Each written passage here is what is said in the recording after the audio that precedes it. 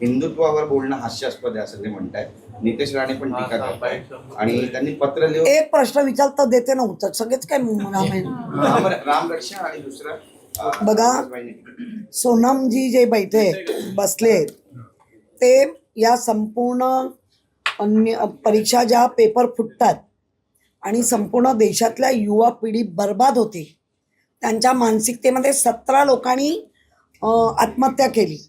म्हणजे ज्या मुलं पुढे जाऊ इच्छित होते अभ्यास करून, त्या 17 लोकांनी तरी प्रशासन म्हणजे राज्यकर्ते सिरियस नाही. हे सोनम आपल्या याच्यावर बसू नये. उद्धवजींचं पण म्हणणं तेच आहे की तरुण पिढीला बर्बाद नका करू, त्यांच्या मार्गाने त्यांना जाऊ दे.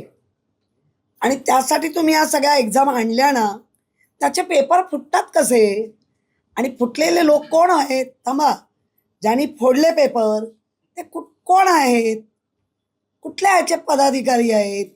ह्या येत आहे ना आपल्याकडे, कसा नजरअंदाज करू शकता? आता राहिला रामरक्षा.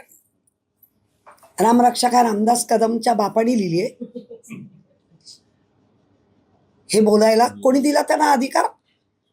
अरे आधी तुला बोलता येते का बघ? काही बोलता म्हणजे तुम्हाला अभय आहे केंद्रापासूनचं, म्हणून काही करा. राहुल लाज बाळगा. त्या रामरक्षामध्ये सोडलं आणि त्या सीसी कॅमेऱ्यावर टाकलं. ते धोतर आहे ना ते सोडलं आणि सीसी कॅमेऱ्यावर टाकून चोऱ्या झाल्या.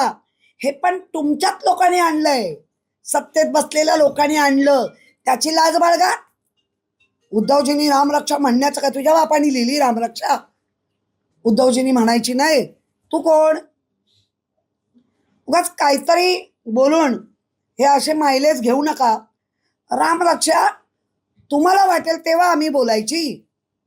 आम्हाला वाटतंय आता देशाचं ज्या रामाला असं पकडून नेलं त्या रामाच्या मध्ये डल्ले मारतायत आणि त्या डल्ल्यांवर बाबा आता राम आमचं रक्षण करतो, आता बाबा आमच्यावर वेळ आली रामाचं रक्षण करण्याची.